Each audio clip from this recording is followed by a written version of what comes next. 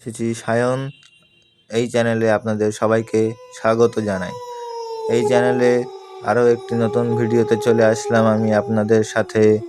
এই ভিডিওটি ভালো লাগলে লাইক, সাবস্ক্রাইব এবং কমেন্ট করতে ভুলবেন না, এবং সাবস্ক্রাইব করে পাশের বেল আইকনটি প্রেস করে রাখবেন যাতে নতুন ভিডিওর নোটিফিকেশান সবার আগে আপনার কাছে পৌঁছে যায়। ধন্যবাদ। আজ শুরু হচ্ছে নতুন গল্প, শ্মশানের ছায়া। কলকাতার উত্তর শহরে অনেক পুরনো গলি, সরু রাস্তা আর অদ্ভুত অদ্ভুত বাড়ি আছে, কিন্তু সবগুলোর মধ্যে সবচেয়ে রহস্যময় হলো এই চৌধুরী বাড়ি। 100 বছরের পুরানো এই ভাঙাচোরা দালানকে নিয়ে এলাকায় বহু গুজব রটেছে। দিনের বেলা এটাকে বলে একটি জীর্ণ প্রাসাদ, তবে রাত নামলেই মানুষ বলে এর ভেতর নাকি অদ্ভুত সব শব্দ শোনা যায়, হাহাকার, কাঁদুনি আর শ্মশানের ঘণ্টার ধ্বনি। স্থানীয়দের কেউ ওই বাড়ির পাশে দাঁড়িয়ে থাকতেও চায় না। রাত নামার আগেই গলি ফাঁকা হয়ে যায়। অভিষেক একজন তরুণ, সদ্য কলেজ পাস করেছেন। বই পড়ার নেশা তার ছোটবেলা থেকেই। সে প্রচুর বই পড়তে ভালোবাসত। তাছাড়া বিশেষ করে ভূত প্রেত, অলৌকিক ঘটনা, শ্মশান এসবের গল্পে সে আরো বেশি মেতে থাকে। তার বন্ধু রাহুল, মধু এসবকে বরাবরই ভয় পায়, কিন্তু অভিষেক বিশ্বাস করে ভূত বলে কিচ্ছু নেই, সবই মানুষের কল্পনা। একদিন আড্ডার সময় রাহুল বলল, দেখি সবই ওই চৌধুরী বাড়িতে রাতে ঢুকলে ফিরে আসতে পারবি না। সেখানে সে উত্তর দিল, ভূত প্রেত বলে কিচ্ছু নেই, তোরাই শুধু ভয় পাস। মধু মুখ গম্ভীর করে বলল, শুনেছি এই বাড়ির ভেতরে এক মহিলা আত্মহত্যা করেছিল, তার আত্মাই নাকি এখনো ঘোরাফেরা করে। অভিষেকের মনে এই কথাটি আরো কৌতূহল জাগালো। সে ঠিক করলো সত্যিটা একদিন প্রমাণ করতে হবে। অবশেষে একটি শনিবার থেকে রাতে 4 বন্ধু ঠিক করলো তারা চৌধুরী বাড়িতে ঢুকবে।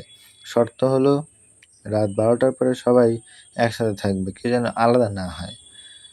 তারা সঙ্গে নিল মোবাইল, সঙ্গে টর্চ এবং 2টো মোমবাতি, এক লাইটার। সন্ধ্যায় 4 জন আড্ডা দিল রাত্রি 12টা অবধি।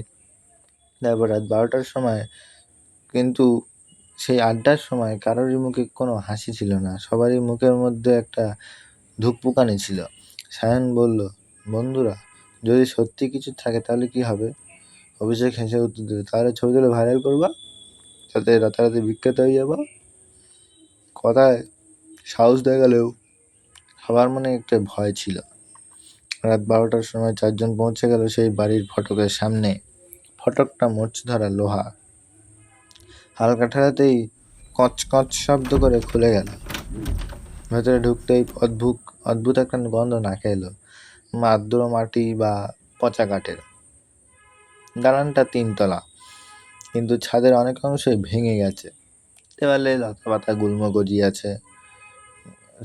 সকলে টর্চ জ্বালাতেই ভেতরে বাদুড় ছিল, সেগুলো উড়ে বেরিয়ে এলো ফিস ফিস শব্দ করে। মধু আঁতকে বলল, চল ফিরে যাই অভি, ভালো লাগছে না, পরিস্থিতি খুবই খারাপ দিকে এগোচ্ছে। অভিষেক গলায় বলল, এখনই ভেতরে যাবো, ভয় পেলে বসে থাক। ভাঙা সিঁড়ি বেয়ে তারা উপরে উঠতে লাগলো। চারিদিক নিস্তব্ধ, কেবল দূরে কোথাও টুপটাপ জলের ফোঁটা পড়ার শব্দ। হঠাৎ শান্ত হয়ে গেল, শুনেছিস?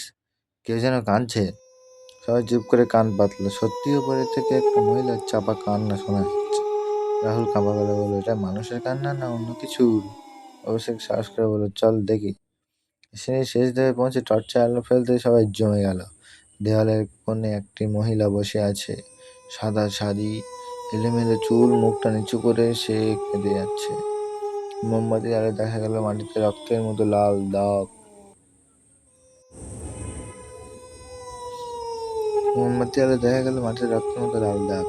মধু চিৎকার করে উঠে বলল, ওরে বাবা, ওর পা উল্টো। সত্যি মহিলার 2টো পা উল্টো দিকে বাঁকানো। সেই মুহূর্তে টর্চগুলো একসাথে নিভে গেল। ভয়ঙ্কর হাসি, চারিদিক অন্ধকার, কেবল শোনা গেল ভাঙা গলায় মহিলার কণ্ঠ, হি হি হি হি, তোরা এলি অনেকদিন পর। অভিষেক চিৎকার করে টর্চ অন করার চেষ্টা করলো, কিন্তু কিছুতেই আলো জ্বললো না। মুহূর্তের মধ্যে সবার বুকে ধরফরানি বেড়ে গেল। রাহুল হঠাৎ অনুভব করলো কেউ তার কাঁধে ঠান্ডা হাত রেখেছে। সে পেছনে তাকাতে কিছু দেখা গেল না। হঠাৎ আবার সবার আলো জ্বলে উঠলো। মহিলাকে কোথাও দেখা গেল না, কেবল মেঝেতে পড়েছিল সেই রক্তের দাগ আর সাদা কাপড়ের টুকরো। চারজনে একসাথে দৌড়ে উপরে একটা বড় ঘরে ঢুকে পড়ল। ঘরটা অদ্ভুত খুবই। দেয়ালে পুরানো ছবির ফ্রেম ঝুলছে, প্রতিটি ছবিতে ঠিক একই রকম একই মহিলা, সাদা শাড়ি, বিশষ্ণ মুখ। হ্যাঁ, ফিস করে বলল, ওই ছবি মহিলা আরেকটু আগে জায়গায় দেখলাম, একই না? মধুর মুখ সাদা হয়ে গেল। হঠাৎ বাতাসের ঝাপটা এসে ঘরের দরজা বন্ধ হয়ে গেল। সঙ্গে সঙ্গে একটা অদ্ভুত হাসি ভেসে এলো, তারা করুণ আর্তনাদ। মুহূর্তে যেন চোখের সামনে অতীত ফুটে উঠলো। তারা দেখলো সেই একই মহিলা ফাঁসিতে ঝুলছে ঘরের মাঝখানে। তার চোখ স্থির হয়ে গেছে, জিভ বেরিয়ে এসেছে। চারপাশে গ্রামের লোকজন দাঁড়িয়ে আছে। কেউ বলছে পাগল হয়ে গেছিল, কেউ বা বলছে সাপগ্রস্ত। এই দৃশ্যটা দেখে সবাই শিউরে উঠল। চোখের সামনে দৃশ্যটা মিলিয়ে যেতেই তারা আবার খালি ঘরে দাঁড়িয়ে এলো। কিন্তু এবার মেঝেতে ভিজে রক্তের দাগ জমে গেছে। পেছন থেকে আবার সেই মহিলার কণ্ঠ ভেসে এসলো, এখন তোরা আমার ঘরে আছিস, আমার জায়গায় আছিস, তোরা আর বেরোতে পারবি না।